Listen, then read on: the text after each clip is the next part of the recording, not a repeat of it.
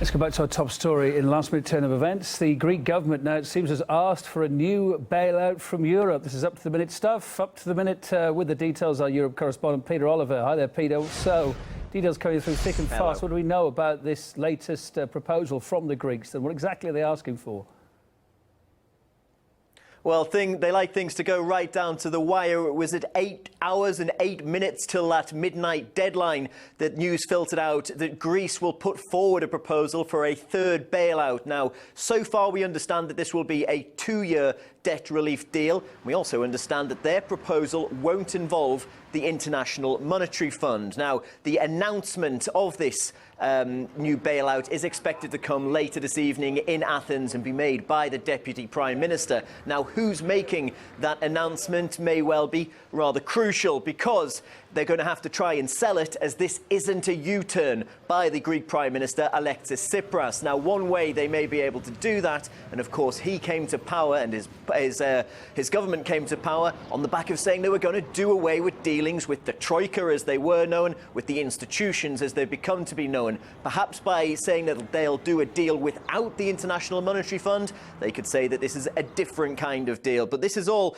very much developing at the moment. As soon as we get more information, we'll be bringing it both from me here in Berlin and of course on the ground in Athens as well. But it does seem that later this evening we're going to find out more about what could be in a proposed third bailout for Greece as they look to try and find a solution to the crisis. Yeah, interesting to hear what the answer will be to those proposals. All right, Peter Oliver, thanks for the update there, our Europe correspondent. Thank you.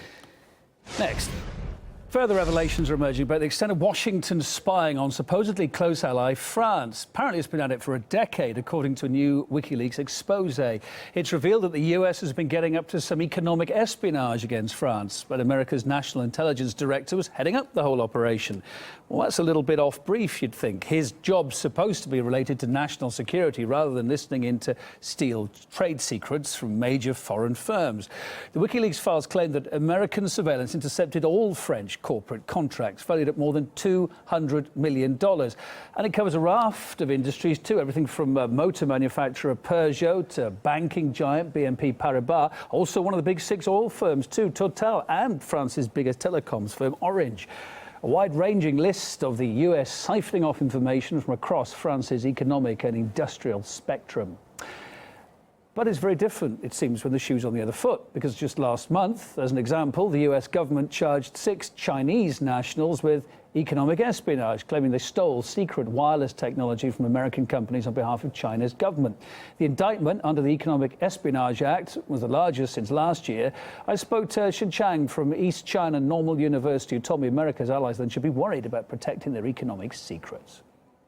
If the WikiLeaks information is correct, that makes U.S. accusation for other nationals' supposedly economic espionage on U.S. firms much less credible, much less legitimate. On the other hand, we see a very clear involvement of U.S. Federal government in collecting information on French firms.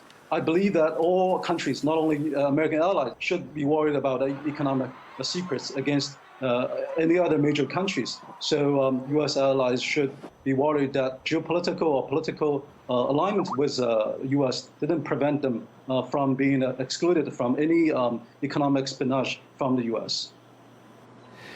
As I say, if we hear anything from Vienna, Sergei Lavrov, part of the talks, the ongoing talks about Iran, we're expecting a news media conference coming out maybe within the next 30 minutes, maybe within the next hour. Difficult to tell. As soon as it happens, our cameras are there. We'll take you to it, I can promise you that. Next, though, after the break, notwithstanding, Watching the Hawks is next, looking at how Washington lawmakers slipped through a controversial multinational trade deal while Americans were distracted by the Charleston massacre.